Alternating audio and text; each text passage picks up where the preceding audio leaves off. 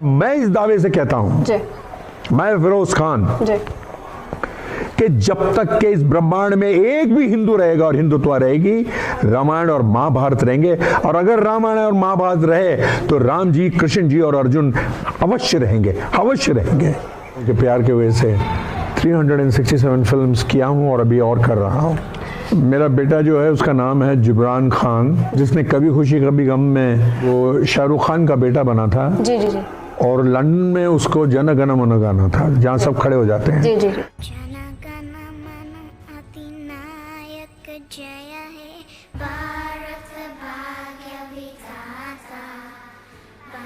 फिर उसने एक फिल्म किया रिश्ते, जिसमें उसको नेशनल अवार्ड मिला, अनिल कपूर, करिश्मा कपूर और शिल्पा शेट्टी के साथ, जिसमें उसने एक अपाहिज का रोल किया। सर, ये लंगड़ा भी हमारे साथ दौड़ेगा क्या? Shut up!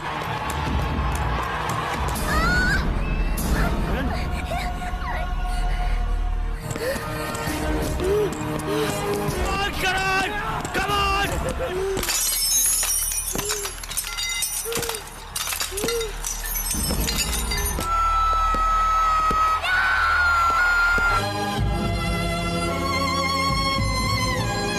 मेहंदी के अंदर मैंने एक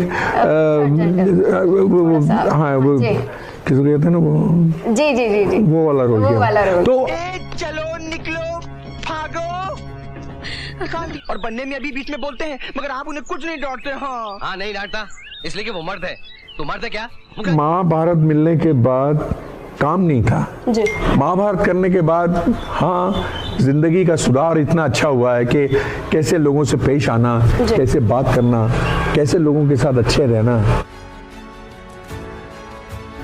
कि बी.आर. चोपड़ा की महाभारत में अर्जुन का किरदार प्ले करने के लिए 24,000 से ज्यादा लोगों ने ऑडिशन दिया था, लेकिन इसमें जो कास्ट हुए वो थे मिस्टर अर्जुन फिरोज खान।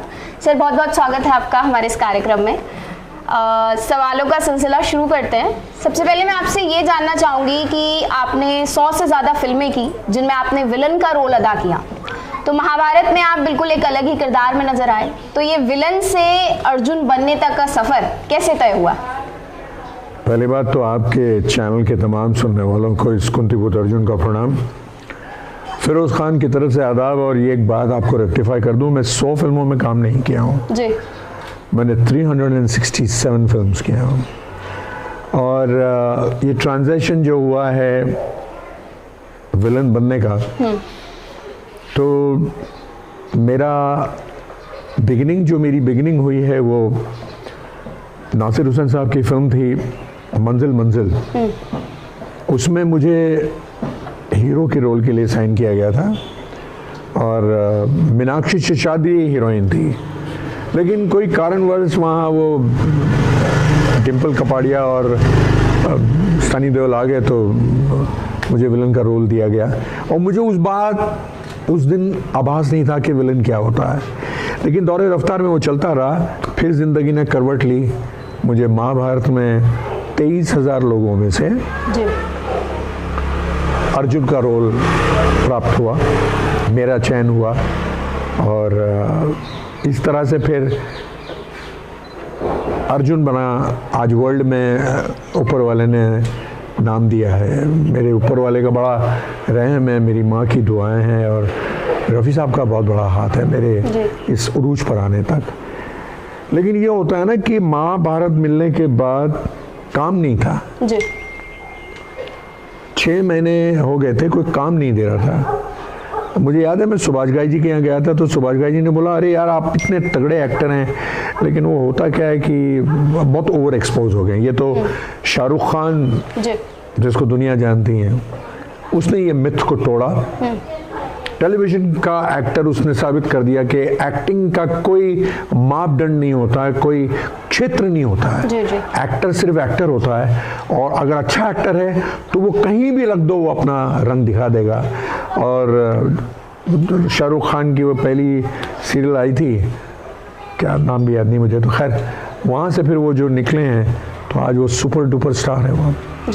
तो मेरा भी ऐसे ही हुआ, मुझे काम नहीं मिला था, लेकिन फिर सलीम आफ्ताब ने मुझे चांस दिया जिगर में एज विलन, और फिर उसके बाद मैं पलट के नहीं देखा। फिर मैंने पंजाबी, तेलुगु, तमिल, कन्नड़ा, मतलब हर क्षेत्र, गुजराती, हर फिल्म, हर क्षेत्र, हर ज़ुबान की लैंग्वेज किया हूँ। और आज बड़े आप लोगों के प्यार की वजह से 367 फिल्म्स किया हूँ और अभी और कर रहा हूँ। महाभारत में अर्जुन के किरदार में आप एक बहुत ही पॉजिटिव इमेज के साथ नजर आए। उससे पहले आप अच्छे खासे खलनायक वाले रोल जो है अदा कर चुके थे। तो कैसा एक्सपीरियंस रहा आपका उस दौरान कि अपने रोल से बिल्कुल एक तरह से, जब लंबे टाइम से इंसान एक ही विलन का रोल करता जा रहा है और फिर एक पॉजिटिव इमेज, तो कैसा रहा वो एक्सपीरियंस? यार मीनाक्षी, एक बात मैं बता दूं आपको जी। एक्टिंग जो होती है ना जी। वो एक्टर ही होता है, एक पानी की तरह होता है। बिल्कुल। उसको हर रंग में मिल जाना चाहिए और हर रंग के अंदर जो मिल जाता है वही अच्छा एक्टर होता है। जी। वो चीज़ें आपके अंदर है। अब उसको आप हीरो बन के आप पेश कर लो, उसको आप विलन बन के पेश करो, वो एक कैरेक्टर आप एक जनके का भी रोल कर सकते हैं, आप एक हिजड़े का भी रोल करते हैं। आपने देखा होगा मेहंदी में मुझे मुझे नेशनल अवार्ड के लिए नॉमिनेट किया गया था। तो एक्टर वही है, अर्जुन वही है, लेकिन अर्जुन ने अपनी छवि जो है, मैंने बहुत हम्बली प्रूव किया हूँ कि मुझे किसी भी रंग में डाल दो, मैं उसमें रंग में रंग जाऊंगा। मेरी एक फिल्म आई थी तिरछी टोपी वाले, उसमें पूरा आउट एंड आउट कॉमेडी किया हूँ। जिगर के अंदर आउट एंड आउट विलन किया हूँ। मेहंदी के अंदर मैंने एक हाँ वो किसको कहते हैं ना वो जी वो वाला रोल किया। तो अगर इतनी शेड्स हैं इंसान में तो फिर उसको तो आप क्वालिफाई करोगे ना as a good actor. Mahabharat का जब 2 साल लंबे समय में 2 साल अच्छे खासे टाइम में एपिसोड्स चले, उसके बाद महाभारत के लास्ट डे पर ऐसा क्या हुआ कि हर एक किरदार जो है बड़ा फूट फूट कर रोया और उसमें सबसे बड़ा नाम जो फूट फूट कर रोने का आया वो आपका था? वो शायद इसलिए कि देखिए, आपके घर में अगर कोई बंदा आ जाता है जी, और वो 10-15 दिन भी अगर रुक जाता है जी, जब वो जाने की बात करता है तो थोड़ा सा दिल में खटाश लगती है कि यार क्या होता है। जी। हम लोग तो 3 साल एक दूसरे के साथ थे, सुबह से लेकर रात तक के। जी। और जब वो लास्ट दिन रवि जी ने कहा कि भाई पैकअप, तो सडनली ये रियलाइज हुआ मुझे कि आज के बाद फिर मैं कभी स्टार्ट कैमरा महाभारत के सेट पे नहीं सुनूंगा। ये सब मेरे जो दोस्त अहबाब हैं ये सब चले जाएंगे, सब अपनी अपनी ज़िंदगी में लग जाएंगे। हम लोग रोज़ सुबह जैसे आते थे, वो नाश्ते के ऊपर लड़ना झगड़ना, हंसी मजाक, कोई किसी की पैंट पहन के चला जाता है, कोई किसी का शर्ट पहन के चला जाता था। हम लोग 3 साल ऐसे रहे जैसे एक फैमिली होती है। और वो जब बात हुई कि नहीं ये सब नहीं मिलेगा, तो मैं थोड़ा ज़्यादा इमोशनल हूँ। बस रोना रुका नहीं मुझसे। आपसे ये पूछना चाहूँगी, इंडस्ट्री में आपने अच्छा खासा एक्सपीरियंस लिया है, अभी भी आपका चल ही रहा करे, तो आपसे ये पूछना चाहूँगी कि इंडस्ट्री में 90s के टाइम पर स्टोरीज हुआ करती थी फिल्मों में, लेकिन आज के दौर में जो बॉलीवुड इंडस्ट्री है वो कुछ खास आउटकम देता हुआ यंगस्टर्स के लिए कह लीजिए, या एक कोई मैसेज देने वाली जो मूवीज़ होती हैं वैसे में कहीं नज़र नहीं आता है। इस चेंजिंग पैटर्न को आप किस तरीके से देखते हैं? जो ये बॉलीवुड इंडस्ट्री का एक चेंजिंग पैटर्न हुआ है, इसे कैसे देखते हैं आप? फिल्म लाइन एक तस्वीर है जी, एक आईना है जी। जो आज हम दिखा रहे हैं उसके रिस्पॉन्सिबल आप हैं जी। अगर आप ये देखना पसंद नहीं करोगे जी, तो किसी प्रोड्यूसर की माँ ने दूध नहीं पिलाया कि वो दिखाएगा जो आपको पसंद नहीं है, क्योंकि अल्टीमेटली उसको भी पैसा बनाना है। जी। तो जो हमारी जनता है वो अगर आज के गाने आप देख लो, या तू बैठ जा मैं उठ जा मैं सो गया, तू आया तू गई, वो पहले के चौधरी का चांद या पहले के जो गाने थे तुम्हारी जुल्फ के साए में, वो कहाँ है? वो गीत कहाँ है? वो संगीत कहाँ है? वो रूह कहाँ है? वो मुगल आजम की रूह कहाँ है? मदर इंडिया की रूह कहाँ है? जिगर की रूह कहाँ है? जो पहले जो फिल्में बनती थी उसके अंदर एक मतलब था, एक मायना था। आज के दौर के अंदर क्या बन रहा है? आज के दौर में वही बन रहा है मारा पीटी, ये हमारा कल्चर नहीं है, ये हमारी सभ्यता और संस्कृति से जुड़ी हुई कोई भी चीज़ नहीं है, ये सब विपरीत चीज़ें हैं जी।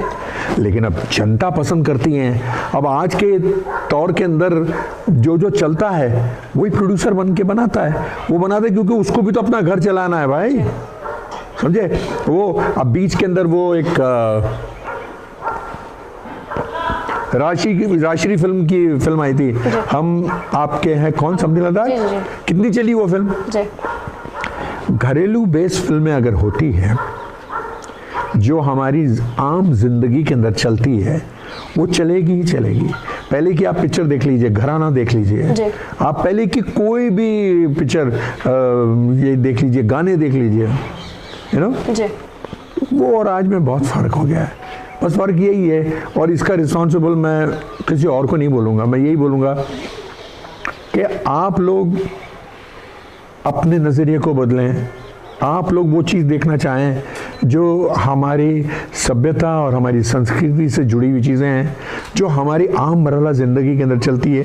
अगर वो देखना चाहोगे तो हम अच्छी तरह से पेश करेंगे।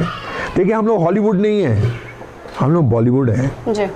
हमारे यहाँ आज भी माँ को हम सम्मान देते हैं, बाप को हम सम्मान देते हैं। हम माँ बाप बूढ़े हो जाते हैं, हम उनको अपने घर में रखते हैं। ये हॉलीवुड में नहीं होता जी।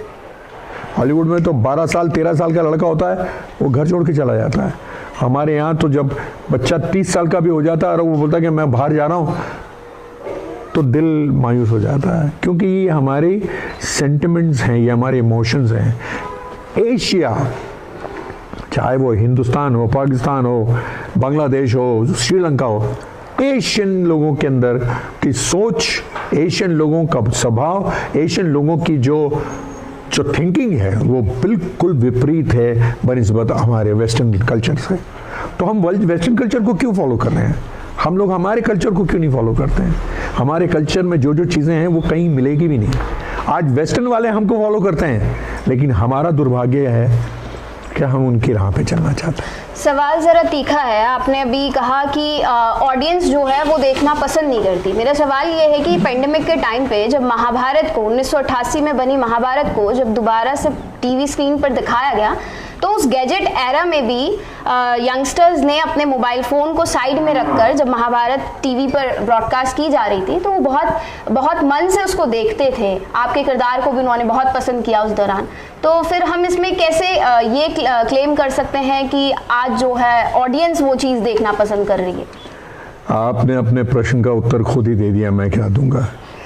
मैंने पहले ही कहा कि जो चीज मेरी मिट्टी से जुड़ी हुई है, जो चीज मेरी संस्कृति और सभ्यता से जुड़ी हुई है, वो कभी नकारा नहीं हो सकती है जी। समझे आप? वैष्णो देवी के ऊपर जो पिक्चरें बनती है, देखिए आज भी चलती हैं। आप वो मैं तो आरती उतारूं, संतोषी माँ के ऊपर पिक्चर बनी है, वो आज भी हिट है जी। तो क्यों हिट है? गणेश आज भी चलती है, हिट है, क्योंकि ये हमारी सभ्यता से जुड़ी हुई चीजें हैं, ये मेरे धर्म की बातें हैं, ये मेरे मैंने कहा ना कि Asians are different than the westerns. तो जब ये पेंडेमिक के अंदर कोई चारा नहीं था, कोई फिल्में नहीं बनती थी, तो ये चली। और क्यों महाभारत और रामायण को ही डाला? क्यों नहीं उन्होंने और कोई एपिसोड्स डाले? क्यों नहीं कोई वो फैमिली ड्रामा वाले डाले? एकता कपूर का कोई नहीं डाला उन्होंने कुछ भी। क्यों? क्योंकि उनको ये मालूम था कि ये दो हमारी ऐसी चीजें हैं, ये हमारे ग्रंथ हैं, ये हमारे हर बच्चे। और मैं इस दावे से कहता हूं, मैं फिरोज खान, कि जब तक के इस ब्रह्मांड में एक भी हिंदू रहेगा और हिंदुत्व रहेगी, रामायण और महाभारत रहेंगे। और अगर रामायण और महाभारत रहे तो राम जी, कृष्ण जी और अर्जुन अवश्य रहेंगे, अवश्य रहेंगे।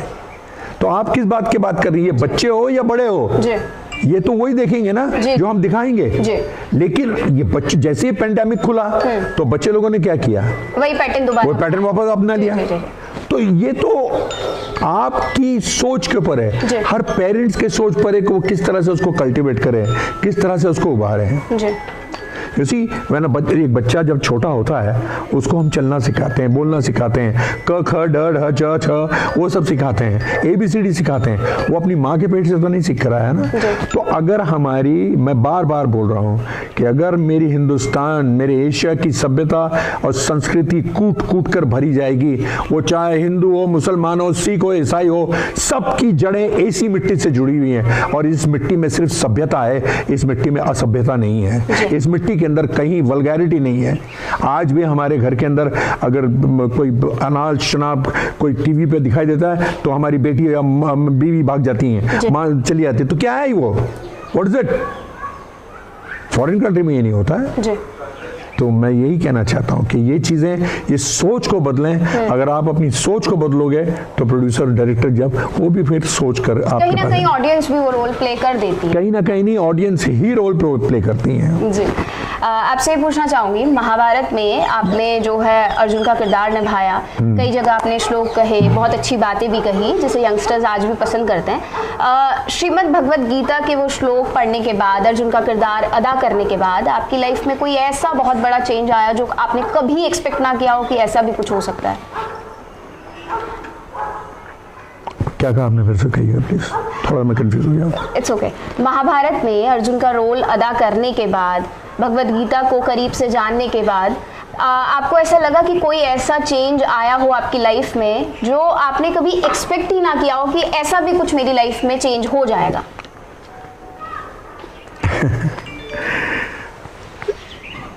मजहब कोई भी हो जी, सिर्फ एक ही परिभाषा जानता है वो, और वो चीज गीता के पहले ही अध्याय में लिखा हुआ है कि मात्र कर्म ही मनुष्य का धर्म है जी। आप अपने कर्म अच्छे करें, आपकी दुनिया सफल हो जाएगी। हमारे कुरान शरीफ में क्या लिखा हुआ है? आप 5 वक्त की नमाज पढ़ें, किसी को तकलीफ ना दें, किसी का हक नहीं मारे। ग्रंथ साहब में क्या लिखा हुआ है? यही तो लिखा हुआ है जी। अंजील में भी यही लिखा हुआ है, क्रिश्चियनिटी में भी यही लिखा हुआ है। तो मुझे कोई नई चीज इसलिए नहीं दिखी कि मैं पहले से इस्लाम फॉलो कर रहा था और मैंने उस चीज को ही फॉलो किया है। तो जो मुझे मालूम पड़ा जब गीता मैंने पढ़ा, गीता में केवल मात्र एक ही चीज का अंतर मुझे लगा कि गीता सभी को पढ़ना चाहिए। वो इसलिए कि गीता में कहीं ये नहीं बताया जा रहा है कि आप धर्म का पालन करें। गीता में मात्र ये कहा जाता है कि आप कर्म का पालन करें। अगर आपके कर्म अच्छे हैं तो फल की इच्छा मत करिए, फल अच्छे ही आएंगे। तो ये सारी चीजें मेरी जिंदगी में आई है, और महाभारत करने के बाद हाँ जिंदगी का सुधार इतना अच्छा हुआ है कि कैसे लोगों से पेश आना, कैसे बात करना, कैसे लोगों के साथ अच्छे रहना, वही चीज़ें जो सिखाई गई है। क्योंकि देखिए, अगर मेरे पापा कहते थे, मेरे मरहूम पापा जो एडिशनल कमिश्नर पुलिस थे, क्राइम ब्रांच बॉम्बे, कि बेटे जिंदगी के अंदर कितने किस्म के झाड़ होते हैं, आप लोग सुन लीजिए। तो हमने कहा कि भाई, मैंने कहा पापा झाड़ तो झाड़ ही होते हैं। बोले नहीं बेटे, झाड़ सिर्फ 2 किस्म के होते हैं, एक जो बहुत ऊंचा होता है जो झुकता नहीं है, और एक वो जो झुका हुआ होता है जिसमें फल ही लगे होते हैं। जो अकड़ के रहता है उस पे तो कौवा भी नहीं बैठता, आपने देखा होगा। ताड़ के झाड़ पे कौन बैठता है? लेकिन आम के झाड़ पे तो लोग पत्थर भी मारते हैं, आम भी खाते हैं। तो और उन्होंने कहा कि बेटे मुर्दे अकड़ा करते हैं, इंसान जीवित अकड़ के नहीं रहना चाहिए। तो नम्रता, विम्रता, ये बहुत अच्छी चीजें हैं। आदमी की पेशेंट गोई, आदमी किस तरह से अपनी राह चलता है, दैट्स वेरी इंपॉर्टेंट। मैंने सिर्फ यही सीखा। और आपके बेटे हैं, वो भी जो है इंडस्ट्री में अपने कदम रख चुके हैं जी, तो उनके बारे में कुछ बताना चाहेंगे आप? मेरा बेटा जो है उसका नाम है जिब्रान खान जी, और जिसने कभी खुशी कभी गम में एक तहलका मचा दिया था जी। वो शाहरुख खान का बेटा बना था जी जी जी। और लंदन में उसको जन गण मन गाना था, जहाँ सब खड़े हो जाते हैं जी जी जी। तो जब वो पिक्चर कभी खुशी कभी गम बॉम्बे इंडिया में लगी, तो अब पिक्चर है तो लोग कहाँ खड़े होते थे जी। तो मुझे याद है कि जब ये जन गण मन शुरू हुआ तो पब्लिक खड़ी हो जाती थी। तो वहाँ से मेरे बेटे का एक काफ़ी नाम होने लगा। फिर उसने एक फिल्म किया रिश्ते, जिसमें उसको नेशनल अवार्ड मिला, अनिल कपूर, करिश्मा कपूर और शिल्पा शेट्टी के साथ, जिसमें उसने एक अपाहिज का रोल किया। उसने 3 पिक्चरें किया, क्योंकि मैं झूठ नहीं बोलता हूँ, वो लायर के ऊपर थी। तो उसके तीनों पिक्चर में वो मेन प्रोटैगनिस्ट था। अच्छा किया। अब जिब्रान खान जो है वो फिल्मों में आ रहा है, बतौर हीरो लॉन्च हुआ है, इश्क विश्क रिबाउंड। और मैं आप लोगों से सबसे प्रार्थना करूंगा कि आप लोग प्लीज़ उसके लिए दुआ करें, उसके लिए दुआएं करें कि वो सक्सेसफुल हीरो बन जाए। और उसका अगर इंस्टाग्राम पर अगर उसको फॉलो करना है तो JIBRAN.Khan वेरीफाइड अकाउंट है, आप उसको फॉलो कर सकते हैं क्योंकि वो अपनी पोस्टिंग काफ़ी करता है। अब आगे तो तकदीर की बात है, आप लोगों की दुआएं चाहिए और आप लोगों का प्यार जो मुझे मिला है इतने सालों में बतौर अर्जुन, मैं चाहता हूं कि वही प्यार इसको भी मिले। आपका बहुत बहुत शुक्रगुजार रहूँगा। आपसे एक आखिरी सवाल करना चाहूँगी कि महाभारत का कोई ऐसा किस्सा जो आप हमें सुनाना चाहें, जो आपके लिए यादगार बन चुका हो। अरे बहुत मज़ा के किस्से थे भैया हमारे तो।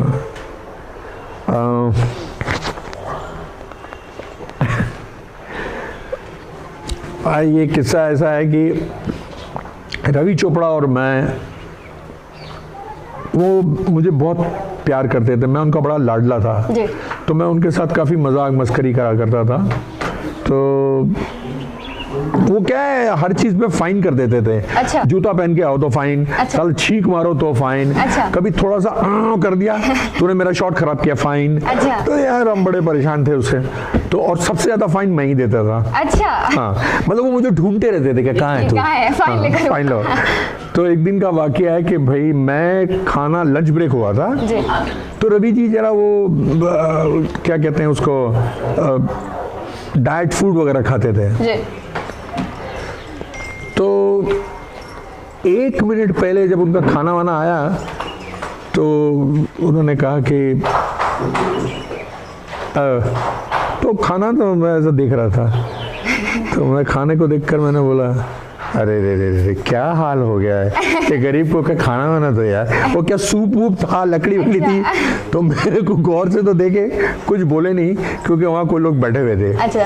अब तकदीर खराब थी भाई, थोड़ा लंच ब्रेक चल ही रहा था, 3 फॉरेनर्स आए। अच्छा। और मैं आगे बैठा हुआ था और ये पीछे बैठे हुए थे। तो आके मुझे बोले कि हेलो अजरिया, can I please speak with mister Chopdi. मैंने कहा चोपड़ी, तो मैंने बोला ओके व्हाट मिनट, मैंने कहा मिस्टर चोपड़ी। तो ऐसा खाना खा रहा था, मेरे को देखे क्या है, मैंने कहा there are some people who want to see you. तो उनको गए, वो लोग गए, वो फॉरेनर से फ्रांस से आए थे, उन्हें इंटरव्यू किया। वो इंटरव्यू के जैसे ही गए एक लड़का उनका था, वो आया वाउचर लेकर। अब मैंने कहा ये क्या है, ये क्या वाउचर है? बोला ये 2000 रुपए का वाउचर है। अच्छा। मैंने कहा 2000 क्यों? बोला 2000 इसलिए कि 1500 रुपए तूने चोपड़ी बोला और 500 रुपए तूने खाने के लिए बोला था। अच्छा। तो मेरे को उस दिन 2000 रुपए का फाइन हुआ था। अच्छा। लेकिन रवि चोपड़ा के आत्मा को भगवान शांति दे, बहुत ही अच्छा इंसान थे। और हम जितने भी एक्टर्स हैं आज, मैं समझता हूँ कि हम उनके ऋणी हैं कि उन्होंने हमको बहुत सिखाया, स्पेशली मुझे। मैं एक बात बोलूँगा कि मैं नमक हलाल आदमी हूँ, नमक हराम नहीं हूँ। तो आज जो कुछ भी मैं कमा रहा हूँ, कर रहा हूँ, तो उनका बहुत बड़ा हाथ है मेरे में, बहुत बड़ा। अच्छा, आपसे एक और बात जानना चाहूँगी, धर्म बाजी के साथ आपके रिश्ते जग जाहिर हैं, दोस्ती बहुत अच्छी है आपकी, तो उसको भी लेकर एक किस्सा है, प्लीज़ वो भी बता दीजिए। किसके साथ? धर्म बाजी के साथ। तो धर्मपाजी का किस्सा कैसे मालूम आपको? आपके साथ आप अच्छी दोस्ती है तो वही जानना चाहूंगी कि अच्छी दोस्ती कैसे डेवलप हुई। धर्मपाजी के साथ एक फिल्म कर रहा था, कल की आवाज जी। तो मैं सरदार बना था उसमें जी। तो वो मुझे देखकर बोलते थे ओ इत्थे आ जा, मेरे कोल बैठ जा। तो मैंने बोला बड़ा चंगा मुंडा लगता है, मैंने लगता है कि मैं ना अपनी जवानी देख रहा हूँ। मैं क्या पाजी थोड़ा आशीर्वाद है। तो कहते थे, बैठे बैठे बात करते थे, तो उनकी भी कुछ मन पसंदीदा गाने हुआ करते थे। जी। तो मुझे कहते थे कि यार तू एक गाना सुना दे मैंने। तो मैं उनको गुनगुनाया करता था, वो बड़े खुश हो जाते थे। तो होता ये था, वो भी खाने पीने के बड़े शौकीन थे। दारू तो मैं पीता नहीं था, लेकिन खाना, वो ताज में रहते थे, हम लोग ऊपर रहते थे मोनाक में, ऊटी में। वो गाड़ी भेज के मुझे बुलाते थे, फर्स्ट क्लास खाना खाया करता था। अच्छा। वो गानों के वजह से। तो उनके साथ बड़ा अच्छा दोस्ताना हुआ मेरा। अच्छा। बहुत अच्छे इंसान है वो, बहुत अच्छे इंसान है। मतलब उनके बारे में अगर मैं बोलूँ तो पूरी आपकी डबल लैंडिंग हो जाएगी। जी जी जी जी बिल्कुल, बहुत बहुत शुक्रिया हमसे बात करने के लिए। Thank you very much. इस कार्यक्रम के जरिए हमने महाभारत के दिलचस्प किस्सों के बारे में जाना, मिस्टर अर्जुन फिरोज खान की जो असल शख्सियत है, यानी कि वो अगर मैं कहूँ कि ओरिजिनल लाइफ में भी वो बिल्कुल वैसे ही हैं जैसे ऑन स्क्रीन पर आपको नजर आते हैं। दोस्ताना अंदाज है, बहुत अच्छे से बात करते हैं, आपको लगेगा ही नहीं कि आप इतना बड़ा किरदार आपके बगल में बैठा है, आप बहुत ज़्यादा प्राइड जैसा फील करेंगे जैसा इस वक्त मैं कर रही हूँ। तो अगली बार फिर मिलेंगे किसी दूसरी शख्सियत के साथ। फिलहाल मुझे दीजिए इजाज़त, नमस्कार।